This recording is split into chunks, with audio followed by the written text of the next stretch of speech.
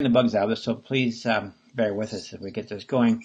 We're ready to go live in 3. Go ahead, Jean. Power Talk, you're live. Okay, good morning again. This is Jean Adrienne, and this is take 3. My internet just went completely down, so I'm going to use my phone now to drive my internet so that I can actually let you guys find out more about Richard. So Richard is a very prolific author.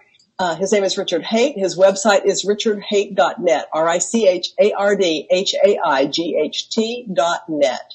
And so Richard's first journey was The Unbound Soul, and that was his first foray into writing a self-help novel, Encyclopedia of Experiences. His second book is called Insperience, and it was pretty amazing as well. And the third one is taking the psychedelic leap. So Richard, tell us about this journey and what prompted you to write a book about psychedelic plants and sacred plants. Well, Jean, before I wrote The Unbound Soul, I guess 3 or 4 years before I wrote The Unbound. I wrote The Unbound Soul in 2015-ish. So this would be 7, 8 years before I wrote The Unbound Soul.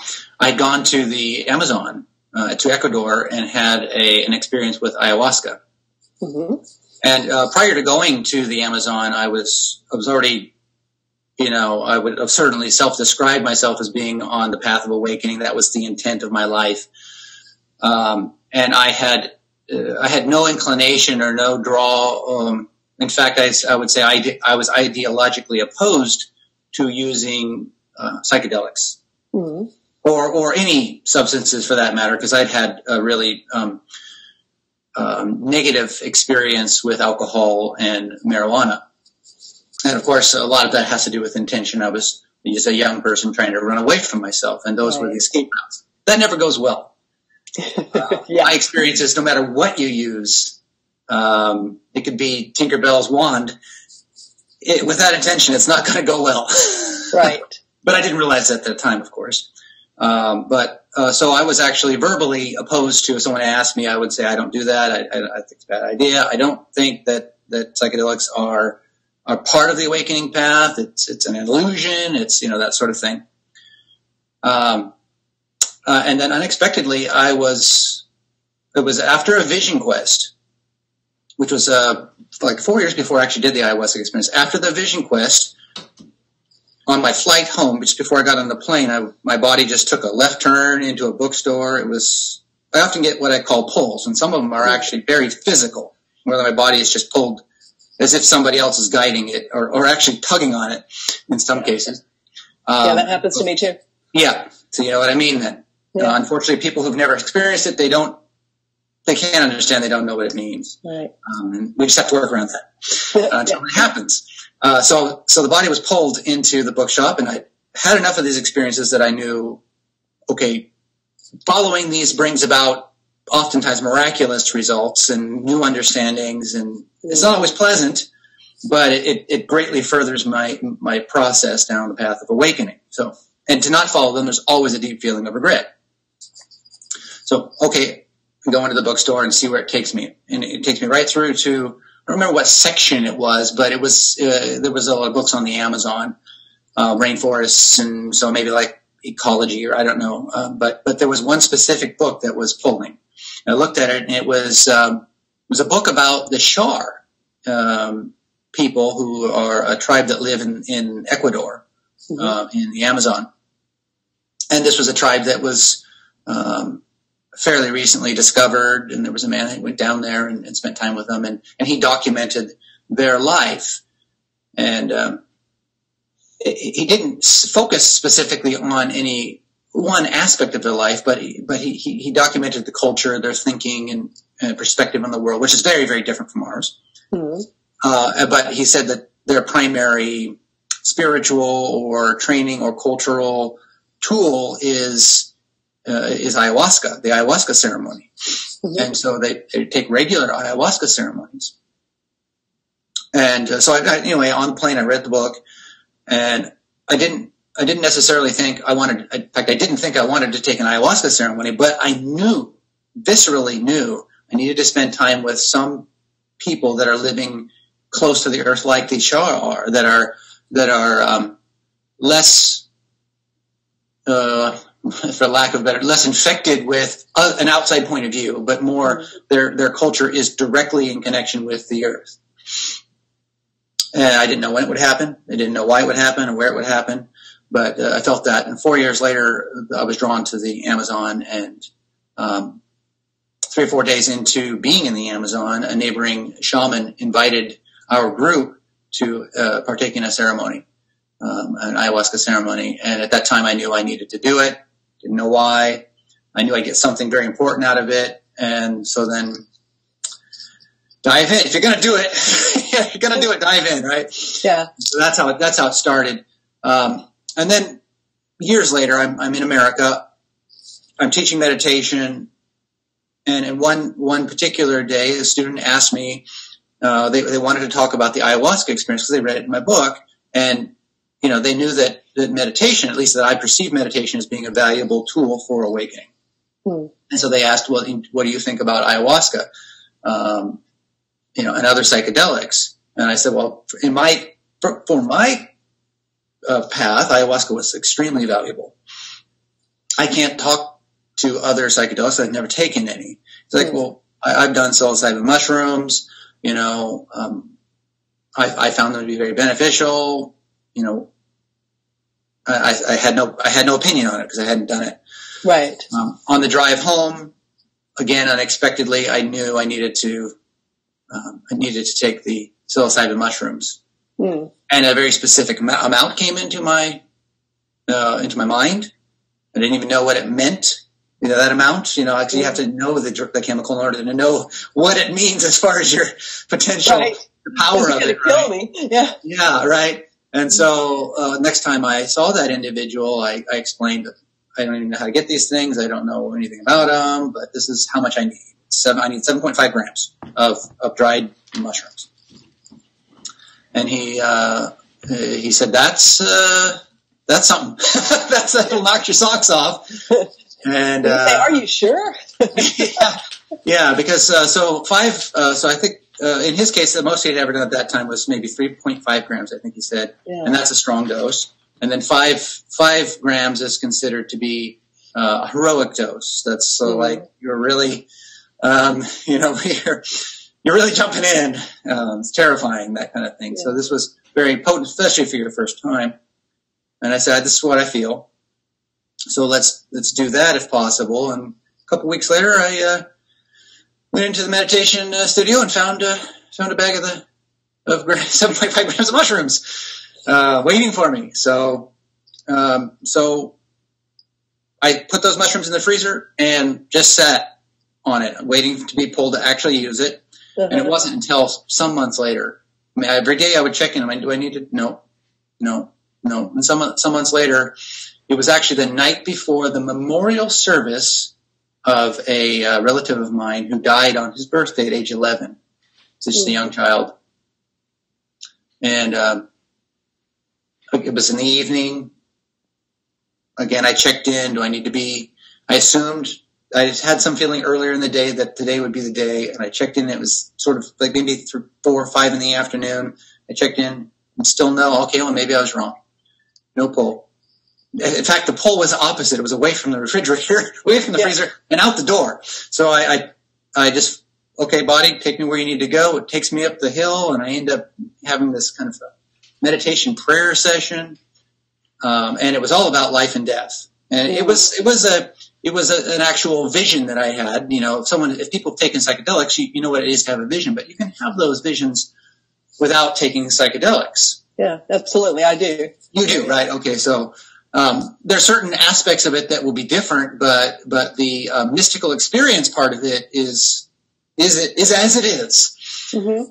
And so I was there out in the forest. This is February, cold, just before sunset, and these visions of life and death from the micro to the macro, from the individual, from insects and plants and the earth and the universe, galaxies birthing and collapsing in on themselves, and that sort of thing. And then my body was done. Got up and it was time to go back to the house. I went into the house and suddenly, boom, it's time to take the mushrooms. And so I boiled up the 7.5 grams and drank them and found myself in hell. You were going to die. I was going to die. You already learned about life and death, and now it's time to experience it. Now it's time to experience it. So it was horrific in ways that there are simply no words. It appears that from what people have told me who've taken psychedelics, and this has been a common statement, I've seen it in the reviews as well, that from reading the book, people had psychedelic experiences. Mm-hmm. That they felt that they were actually going through the experience. Oh, I did. Yeah. That's why I knew I don't need to do that. Yes. I didn't throw up, but Yeah, that's the benefit. And that's usually the benefit of having a plant-induced experience, is that you don't have the throwing up aspect, the negative physical aspects that go along with the plants. But anyway, so that's how it happened. And I was in a place where it was a beautiful place to be in. It was the most excruciating pain I've ever been in, by far, beyond imagination, on every level that you can imagine. So there's the physical level pain, and then there's the psychological, emotional level pain. And then there's the spiritual level pain, which by which I mean, it's like not even knowing if one ever existed or not. Yeah. Not knowing if all of that one has valued ever existed or not, meant anything. If the entire thing was just somebody's it takes you to a place of complete non-attachment. Complete. Actually, in that case, at that point, I was still attached. It was painful for me to lose it. Yeah. And then at some point, please. I don't even know if that was a thought that I wanted to live. It wasn't that I wanted to live. I was okay with death. What I wasn't okay with, I suppose, at that time was that my wife maybe never lived. Yeah. The people that I loved maybe never existed, because there was so much meaning in that. I'd long since gone past the fear of death itself for my personal, but it was more like this person never existed. That was painful. Maybe never existed. I don't know. Well, and that brings me to this place where we, I've read so many places and I've studied and I've gotten that we're really all there is. That could be the case. So therefore that would make sense, at least that nothing else outside yourself ever existed. It could be. I mean, this whole thing could just be a projection of a consciousness, and it creates a story that just happens. Yeah. And so the beauty it's hard for the linear mind to wrap around that one, though, isn't it? The beauty of it was that everything, once that experience is had, everything comes into question. All of your assumptions and that you know the answer, all that's like poof. That's just not. That's kind of bull. Right. That's really bull. It's very arrogant. That you believe you know the answer, and now you're telling this truth to other people as if it was the truth. And no, I really actually wasn't doing much of that kind of telling the truth to people. I mean, of course you have to tell what you don't want to lie. Yeah. So you have to be as authentic as possible. But what truth is hard to pin down. Yeah. Right. And so, but even though I had intellectually known that, there are different levels of understanding of anything, If you talk to a layman and you ask them, is washing your hands important? They say, sure it is. And they have a level of understanding of that. But if you talk to a nurse, their level of understanding is much, much deeper. Yeah. Because they've seen the results of not having a sanitary practice, right? So it was sort of like that. It was a deeper level of understanding about assumptions, about pride, about arrogance, and that sort of thing. It was very, very, very, very useful. I mean, it's almost like I'm having this psychedelic experience with you now. Yeah. It's a deja vu of last night, because I was pondering some stuff that I felt like I knew was true. Mm-hmm. And I heard clearly that, you shouldn't be teaching these things that you think are true to your students, because how do you know? Yeah. I mean, I had that conversation with myself or with whatever very clearly just last night. it's a beautiful thing, because that means that now we're coming from as deep a place of integrity as we can in the moment. Mm-hmm. And it's actually, I know a lot of people, I have people that contact me that really, really resist that. Yeah. Because they get comfort from feeling that they do know. Right. And I would suggest that they're looking at it from a perspective, they're looking at it from the value that they get from feeling that they know, but they're not seeing the pain and the fear that is actually underneath of that they're trying to cover up.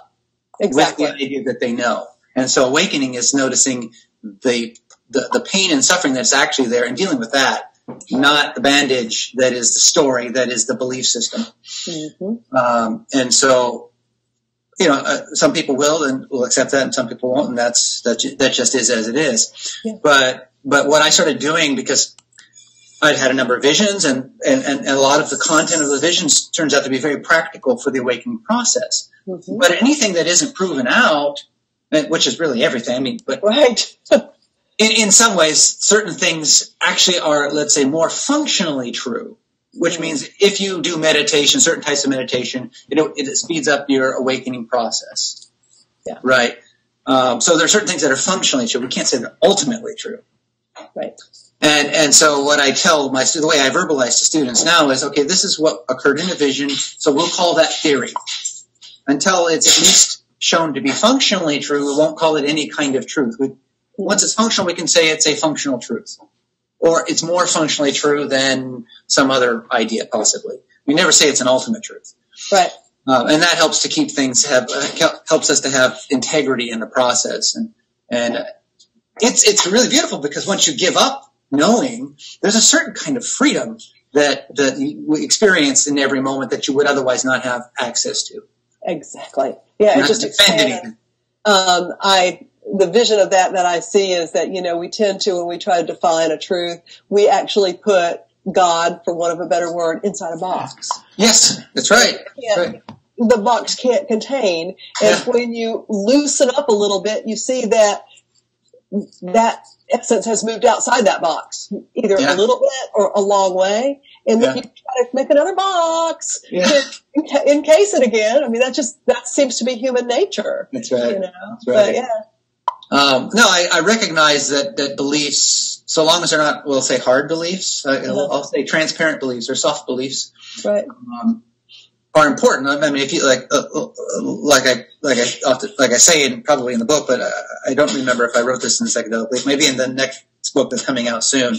But if you didn't believe that water was a nutrient that your body needed to survive, if you didn't even have that belief, your body would simply die.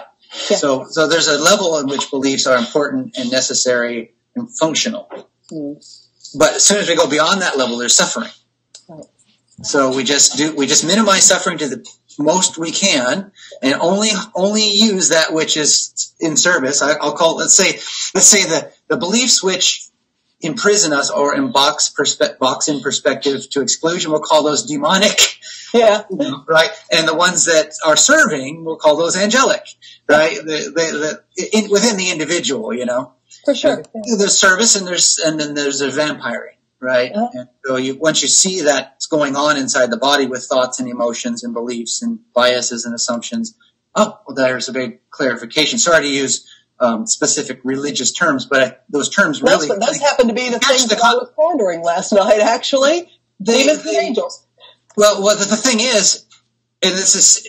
So, Carl Jung talked about this, and I didn't know about Carl Jung until very recently. Yeah. But the content of the Unbound Soul talks about identifications. Mm-hmm. I don't know if you recall that. Yeah. That's very similar to what Carl Jung had discovered through his depth psychology or whatever. And basically what he was doing is he was opening to the subconscious mind.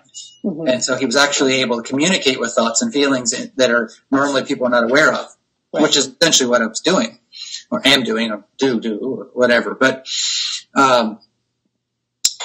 if one has, let's say like Eugene, where you have, how would you describe it? You tend to have visions. Mm-hmm. Everybody does these stuff. It's just that they do it when they're sleeping. good REM sleep. They don't always have this while they're in awake state, non-REM sleep state. But it's possible to open up to these things in a practical way while awake. Right. In such a case, these thoughts, emotions, and feelings will present themselves as beings, as entities. And that hence angelic and demon is a fairly good description of what actually occurs. Do you find that to be the case with you? Absolutely. It's a functional truth. But it comes back to the Tao. Yes. The black exactly, side, the two halves, the yin and the yang, and the form and the non-form, the chaos and the order, and it's exactly that. Yeah. Exactly that. And so when you start to see it, you start to wonder, maybe there is something to at a very fundamental level, some of these religious concepts that are reflective of inner happenings. Yeah, I believe that there are, but I think that a lot of the dogma just came from the limited ability of the mind that created it at the time.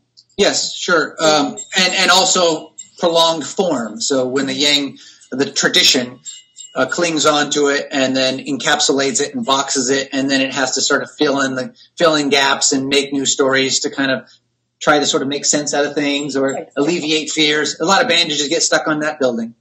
Yeah, exactly, for sure. So how can people get this book?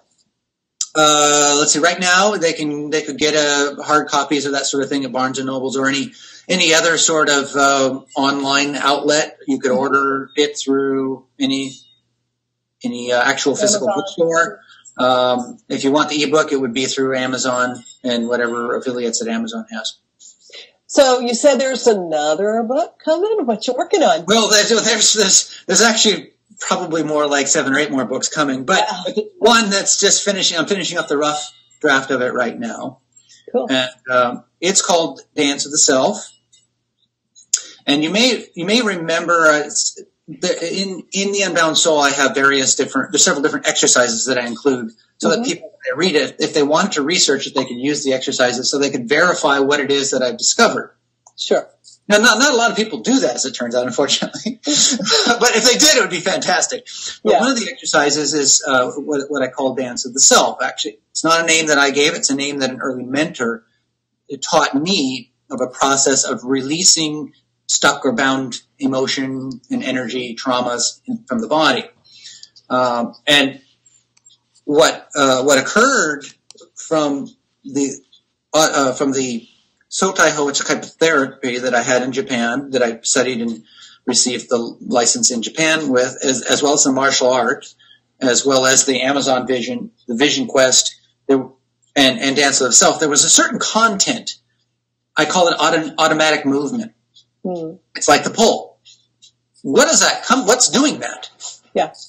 Biologically speaking, what is doing that? Let's just say that we don't know what's directing that beyond biology, but at least biologically speaking, what's going on there? So I became very curious about that mechanism, and that if I isolated that mechanism and paid more attention to it, could I not enhance the capacity of that mechanism? As it turns out, yes, greatly so. Greatly so. And so Dance of the Self is actually it starts with how was this discovered? And so it walks through the journey and points out common elements that show up. So for example, automatic movement happens for, like you can see it in legends of ancient samurai. They talk about it's indicative of a sword master who strikes before they themselves are aware of it. Right. It's only after the fact that they could tell you what happened. Right. And that it's the body just moved. And when the mind isn't directing the movement, it is so fast, so smooth, so it's almost invisible to the other person. Right. So you can counter it easily. That was it was happening to me.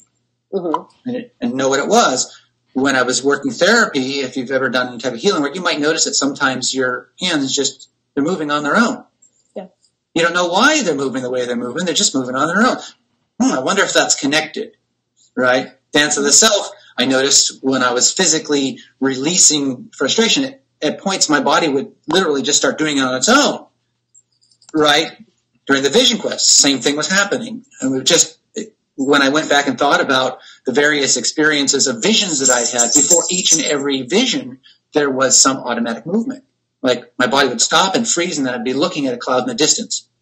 I don't know why, and I couldn't move my body. I was stuck. But there was no fear. Yeah. And then suddenly, the vision started. During the ayahuasca experience, I didn't write about this in either book before, but there were many things in the ayahuasca experience I didn't write about just because it was almost a distraction from the point. In this case, it works very well. At the end of the ayahuasca experience, my body just started moving. It was like bones and joints and things were popping and realigning, and I could feel the energy changing in my body and consciousness as a result of it. I couldn't stop it. It was so intense. So this book is a research of that, and it brings all of these experiences together to find out what is the source of those experiences. And that is isolated. And then when one starts to notice and pay attention to and learn how to more deeply tap into that, it becomes an incredible awakening tool that allows one to now look deeper into the subconscious mind, both through what I call waking dream, because dreams are happening. That sounds like a lot of fun. Yeah, it's incredible. It can also be scary because you can bring up things you don't want to see. You probably ought to see them, but things that you've been avoiding, right? And so but you also learn how to be able to sort of pick and choose. You work with what you can, and right now, and maybe hold off working with other things that you don't want to work with right now. And so we've just developed this tool that's been developed that it's incredible, and it can be used in so many ways in your life. If you're an artist, you can use this to do your art, and literally you will sit back and art will happen. I write my books this way, which is why I'm able to write so quickly. I don't choose the content. I don't choose. It just happening. Yeah. So let me know when that one's finished. We'll have you back. Okay. And this has been a lot of fun. This has been great information. So it's time for us to close it down. But again, Richard's website is richardhaight.net, RICHARDHAIGHT.net. And I'll see you guys next week, and we'll have another great show for you. And until then, remember, people who take responsibility for their lives create the reality they desire. Ciao. I love that. Well, thank you, Jean.